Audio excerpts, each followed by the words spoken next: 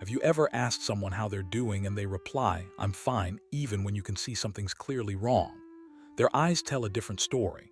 Their body language screams otherwise. But they keep saying those two words, "I'm fine." In psychology, this isn't just politeness. It's a defense mechanism.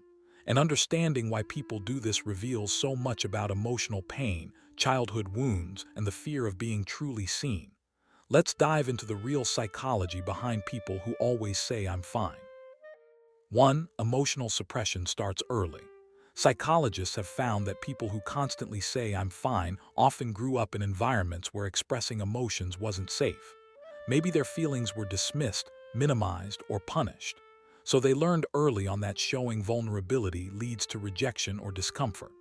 This is called emotional invalidation during childhood. As adults, they carry that same belief. They think their pain is too much for others to handle, or that no one really cares anyway. So they hide behind "I'm fine" because it's easier than risking being hurt again. 2. Fear of being a burden. There's a psychological pattern called self-silencing where people suppress their true feelings to maintain relationships or avoid conflict. They don't want to bother anyone with their problems. They believe everyone else has enough on their plate. So they smile, say "I'm fine," and carry their struggles alone. But research shows this actually increases anxiety and depression over time. Bottling up emotions doesn't make them disappear. It makes them heavier. These people are drowning quietly, while everyone around them thinks they're okay. 3. The illusion of control. Saying "I'm fine" gives people a sense of control when everything inside feels chaotic. Psychologists call this emotional avoidance. By not talking about what's wrong, they think they can keep their emotions manageable.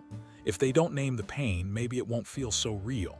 But the truth is, avoiding feelings doesn't heal them. It just delays the breakdown. These people are often one moment away from falling apart completely. They're holding on by a thread but refusing to admit it. 4. Trust issues run deep. People who always say "I'm fine" often struggle with trust. Not just trusting others, but trusting that vulnerability won't be used against them. Maybe they opened up before and got betrayed. Maybe someone turned their pain into gossip or made them feel weak for sharing. So now they protect themselves by staying surface level. They've built walls so high that even people who genuinely care can't get through.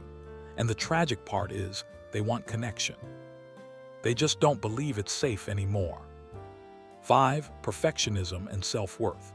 Many people who say "I'm fine" tie their worth to being strong, independent, and never needing help. This comes from a belief system that says asking for support equals weakness. Psychologists link this to maladaptive perfectionism, where people feel they must always have it together. Admitting they're not fine feels like admitting failure. So they perform happiness even when they're breaking inside. They'd rather suffer in silence than shatter the image they've worked so hard to maintain. 6. They don't know how to articulate pain. Sometimes people say "I'm fine" simply because they don't have the emotional vocabulary to explain what they're feeling. Psychology shows that many people grow up never learning how to identify or express complex emotions. They feel something heavy in their chest, but they can't put it into words. So "I'm fine" becomes the default answer.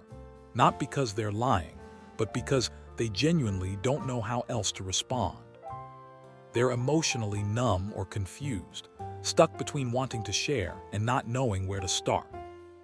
So next time someone tells you they're fine but you sense otherwise, don't just walk away. Sometimes all it takes is one more question, one gentle push. "Are you really okay? I'm here if you want to talk." Because people who say "I'm fine" aren't always fine. They're just waiting for someone who cares enough to ask twice. And maybe, just maybe, that person could be you. If you want to understand the hidden psychology behind everyday behaviors, subscribe now. We're not just observing people. We're decoding the pain, the patterns, and the truth they're afraid to say out loud.